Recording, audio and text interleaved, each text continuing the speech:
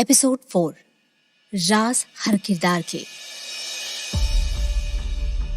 वही मिहिर का सवाल सुनकर मामा जी के होश उड़ जाते हैं, मगर मिहिर की आंखों में जुनून देखकर मामा जी उससे कहते हैं, मैं एक ही शर्त पर तुम्हें इस बात का जवाब दूंगा।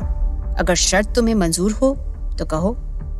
मिहिर को बस अपने सवाल का जवाब चाहिए था, इसलिए उसने बिना कुछ सोचे ही हामी भर दी। तो फिर ध्यान से सुनो।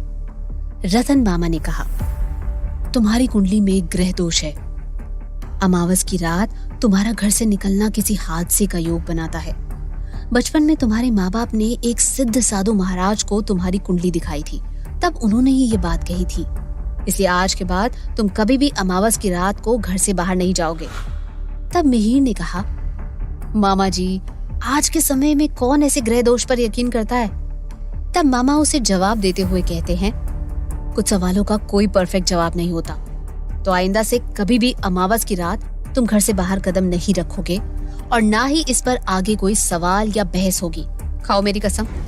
मिहिर का अपने मामा के सिवा इस दुनिया में और कोई नहीं था, इसलिए बिना कुछ कहे मिहिर उनकी बात मान जाता है और अपने मामा से कहता है, अगर ऐसी बात है तो ठीक है, मैं कभी भी अमावस की रात घर से बाहर नहीं निकलूंगा। रतन मामा ने राहत की सांस ली, फिर मिहिर से सवाल पूछा, क्या सच में तुम कल रात अपने दोस्त के यहाँ थे? क्योंकि तुम्हारी हालत देखकर तो ऐसा नहीं लग रहा। तुम जरूर मुझसे कुछ छिपा रहे हो। अब मैं बिल्कुल ठीक हूँ, फिट एंड फाइन। थोड़ा हिचकिचाते हुए मिहिर ने जवाब दिया। मिहिर पिछली रात के बारे में अपने मामा को कुछ भी बताना नहीं चाहता था, क्योंकि वो जानता था कि सच सुनकर मामा को टेंशन होगी। इसलिए मिहिर ने झूठ बोलने में ही भलाई समझी। वही रतन मामा से झूठ बोलना आसान काम नहीं था। मिहिर के चेहरे पर उभर आए भावों को पढ़कर ही रतन समझ सकते थे कि उनका भांजा उनसे झूठ बोल रहा है, लेकिन उन्होंने ये बात मिहिर के सामने जाहिर नहीं होने दी। मिहिर मुड़कर अपने कमरे की ओर जा ही रहा था जब रतन मामा ने उससे कहा, रुको मिहिर, तुमने शर्त के बारे में तो पूछा ही नहीं। मिहिर ने मुस्कुराते हुए कहा, कहिए मामा जी, मुझे क्या करना है? रतन मामा ने बहुत ही सीरियस होकर कहा, आइंदा से उस लड़की से दूर रहोगे। ये सुनकर मिहिर बहुत चक्का रह गया। उसने लड़खड़ाती आवाज में बोला, लड़की?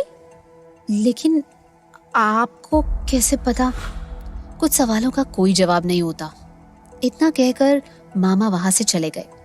मिहिर बस हैरान खड़ा रह गया। वहीं दूसरी तरफ ओल्ड विला के बाहर लगातार 1 घंटे तक फाफड़े से गड्ढा खोदने के बाद नौकर ने एक सफेद लाश को बोरे से बाहर निकाला, मानो जैसे किसी ने उसका सारा खून निकाल लिया हो। ये लाश तकरीबन 30 साल के नौजवान की थी, लेकिन अब उसका शरीर एक कंकाल जैसा नजर आ रहा था। उसकी आंखें खुली हुई थी, जिसमें दहशत साफ नजर आ रही थी, और उसकी वो डरी सहमी सी आंखें जैसे आंखों के कटोरे से बाहर उबल पड़ने को बेचैन नजर आ रही थी। उसके चेहरे को देखकर साफ समझ आ रहा था कि मरते वक्त उसकी क्या भयानक दशा रही होगी।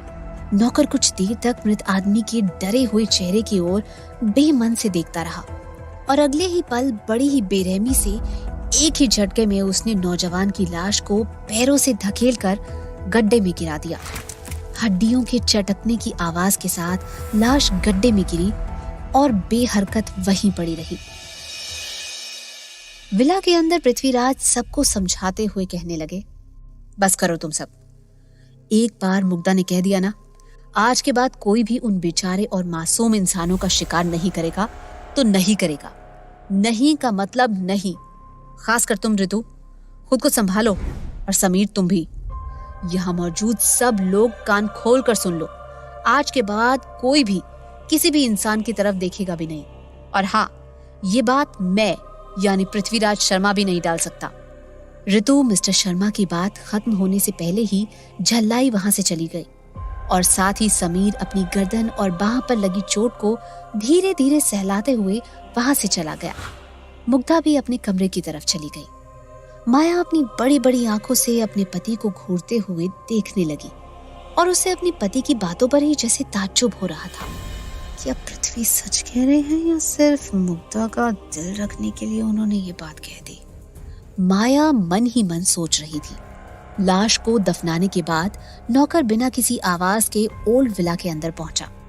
मिस्टर शर्मा का चेहरा शांत दिख रहा था, लेकिन इस चेहरे में कुछ ऐसा था जो किसी रहस्य से कम नहीं था।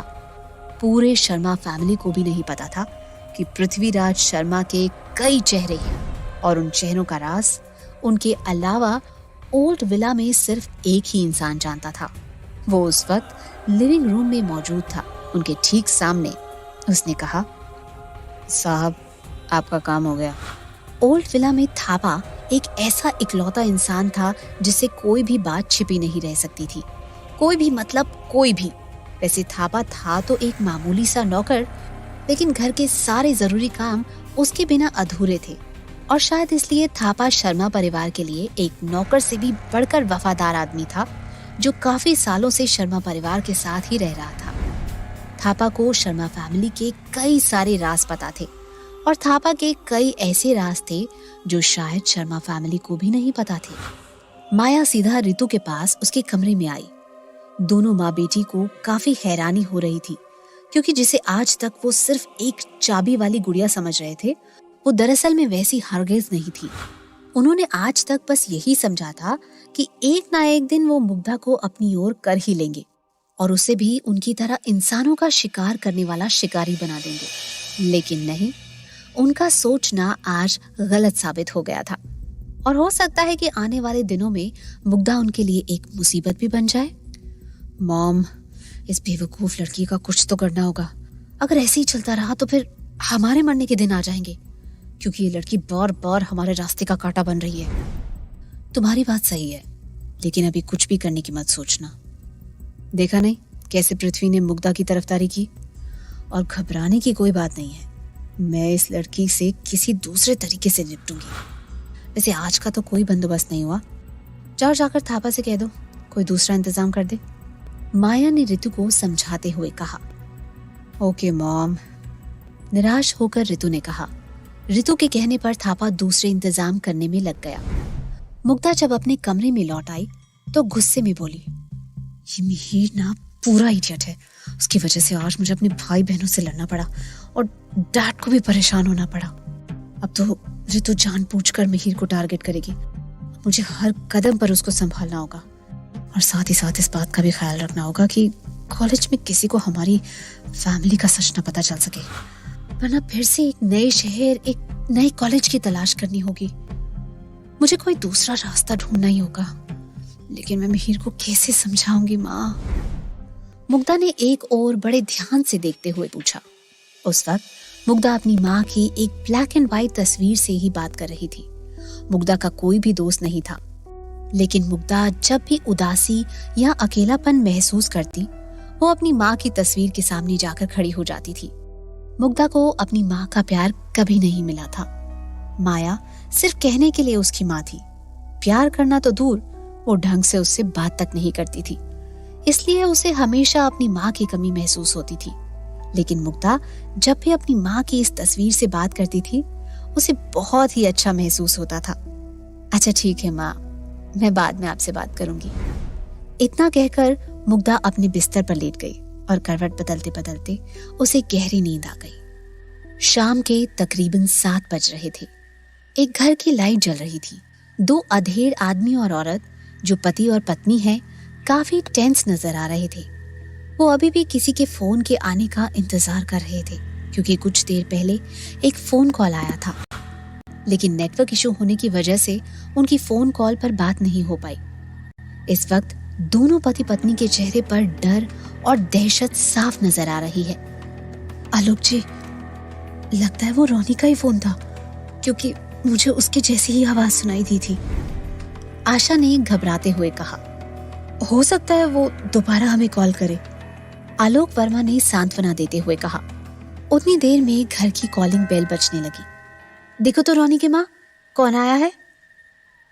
दरवाजा खोलते ही उन्हें एक अजीब सा लड़का नजर आया। घर के अंदर आते ही उसने कहा, नमस्ते अंकल। नमस्ते आंटी। नमस्ते बेटा, आलोक जी ने कहा। अंकल, आंटी, क्या आप लोगों को रोनी के बारे में कुछ पता चला? मैं यहाँ आप लोगों से ही मिलने आया था, क्योंकि मुझे उसकी बहुत फिक्र हो रही है। यहाँ तक कि पुलिस भी उसके बारे में कुछ नहीं पता लगा पा रही। तुम सही कह रहे हो बेटा। वैसे क्या नाम बताया तुमने अपना? आलोक वर्मा ने पूछा। अंकल, मेरा नाम समीर है, समीर शर्मा। मैं रोनी का कॉलेज फ्रेंड हूँ। हम लोग एक ही कॉलेज में पढ़ते हैं। आलोक वर्मा ने कहा। बेटा, रोनी की कोई खबर नहीं मिल पा रही है। समीर ने सोचते हुए कहा। अफसोस की बात है अंकल जी। ठीक है, मैं अब चलता हूँ, दोबारा आऊंगा। बस रोनी के बारे में जल्द कुछ पता चले और वो घर सही सलामत लौट आए। इतना कहकर समीर वहां से चला जाता है और तभी फोन दोबारा से बज उठता है। हेलो हेलो बेटा, रोनी, तुम ठीक तो हो? इस वक्त तुम कहाँ हो? आशा ने लगभग रोते हुए पूछा। रोनी के पापा ने फोन का स्पीकर ऑन कर दिया जिससे वो भी बात सुन सके। मैं ठीक हूँ मम्मी पापा, आप लोग मेरी चिंता मत कीजिए। मैं जितनी जल्दी हो सकेगा आप लोगों के पास लौट आऊंगा। अभी मैं आपको कुछ नहीं बता सकता कि मैं कहाँ हूँ, लेकिन हाँ, मेरे बारे में किसी से भी कुछ मत कहना आप लोग। नहीं तो क्या बेटा? तूने हमसे कुछ कहा भी नहीं और तू यहाँ से अचानक से चला गया। तू नहीं जानता बेटा, रो रो कर हमारा क्या हाल हो गया। वो तो भला है भगवान का जो तू सही सलामत है। बेटा, बस तू तुरंत घर आ जा, रोनी के पापा ने अधिकार जमाते कहा। रोनी ने कहा, नहीं पापा, अभी घर नहीं आ सकता, मेरी जान को खतरा है। उसके पापा बोले, क्या खतरा है? किससे? तुम मुझे बता, तू कहाँ है? मैं अभी तुझे लेने आता हूँ। रोनी आगे कहता है कि नहीं पापा, मैं अभी आपको कुछ नहीं बता सकता। इससे पहले आलोक जी आगे कुछ भी कहते, उन्हें दरवाजे पर किसी की आहट महसूस होती है। वो बोलते हैं, बेटा, अभी एक लड़का आया था, अपना नाम समीर बता रहा था। क्या वो तुम्हारा कॉलेज फ्रेंड है? रोनी ने बिना कुछ सोचे जवाब दिया। नहीं, समीर नाम का मेरा कोई फ्रेंड नहीं पापा। उस वक्त कुछ बोलते बोलते ही रोनी का कॉल डिस्कनेक्ट हो गया। रोनी के पापा ने उसी नंबर पर वापस कॉल किया, लेकिन फोन नहीं लग पाया। बाहर से फिर से आवाज आई, रोनी की माँ, जाकर देखना तो जरा दरवाजे पर कोई है क्या? रोनी की माँ जैसे ही दरवाजे तक बढ़ी, एक साया जल्दी से वहां से हट गया और दरवाजा खोलते ही मिसेस वर्मा को कोई नजर नहीं आया। कोई तो था यहाँ, लगता है हम पर कोई नजर रख रहा है, लेकिन क्यों? कहीं वो समीर नाम का लड़का तो नहीं? लेकिन उसे हमारे बेटे से क्या चाहिए? आलोक वर्मा ने अपनी पत्नी से कहा, बुढ़े, इतनी उम्र होने के बाद भी तुझे बराबर सुनाई दे रहा है। वही बड़ी बात है, लेकिन मुझे नहीं लगता कि अगली बार तुझे तेरे बेटे की आवाज कभी सुनाई देगी। तेरा बेटा अगली बार जिंदा ही नहीं रहेगा। ऐसा बोलते बोलते अपने सेंसेस से समीर पता लगा लेता है कि रोनी ने किस पीसीओ से कॉल किया है और वो पलक झपकते ही वहां पहुंच जाता है। समीर पीसीओ वाले से पूछता है कि अभी जिस लड़के ने यहाँ से फोन किया था वो कहाँ गया। पीसीओ वाला बोलता है, अरे साहब, ये पब्लिक बूथ है, यहाँ कितने लोग आते हैं, ऐसे नहीं बताया जा सकता कि कौन कहाँ से आया और कहाँ गया। समीर बूथ के पास जाकर सूंघने लगता है कि शायद वो स्मेल से पता लगा पाए कि रोनी कहाँ गया है। तभी उसे एक लड़के की आवाज सुनाई देती है जो पीसीओ वाले से बात कर रहा है। वो पीछे मुड़कर देखता है और मिहिर को वहां देखकर हैरान हो जाता है। मिहिर बूथ वाले को अपने फोन से रोनी की फोटो दिखाकर उसके बारे में पूछता है। बूथ वाला फोटो देखकर कहता है, हाँ, ये लड़का अभी थोड़ी देर पहले यहाँ आया था और उसने किसी को फोन भी किया था, और अभी एक और साहब भी शायद इसी लड़के के बारे में पूछ रहे थे। मिहिर हैरान होकर पूछता है, कौन? बूथ वाला बोलता है, अभी यहीं थे, और उसे समीर दिखाई देता है जो वहां से निकलने ही वाला था। बूथ वाला जोर से समीर की ओर देखकर चिल्लाता है, ओ साहब, यहाँ आओ, ये भाई साहब भी शायद उसी लड़के को ढूंढ रहे हैं। मिहिर मुड़कर देखता है, समीर को सामने आना पड़ता है। मिहिर उसे देखकर हैरत में पड़ जाता है क्योंकि उसने इसे पहले कभी नहीं देखा होता। मिहिर पूछता है, कौन हो तुम और रोनी को क्यों ढूंढ रहे हो? समीर बात को संभालते हुए कहता है, अरे मैं तुम्हारे कॉलेज में ही हूँ। मिहिर हैरानी से पूछता है, लेकिन तुमको मैंने कॉलेज में कभी देखा नहीं। समीर कहता है, मैंने कुछ समय पहले ही एडमिशन लिया है, शायद इस वजह से तुमने नहीं पहचाना, लेकिन मैं तुमको जानता हूँ। रोनी से कई बार मुलाकात हुई थी मेरी, मैं भी तुम्हारी तरह ही उसे ढूंढ रहा हूँ। मिहिर को शक तो होता है, लेकिन वो कहता है, रोनी अभी यहीं था, हमें उसे जल्द ढूंढना चाहिए, इससे पहले कि वो कहीं दूर निकल जाए। एक काम करते हैं, तुम इस तरफ देखो और मैं उस तरफ देखता हूँ। समीर हाँ में हाँ मिलाते हुए कहता है, ठीक है।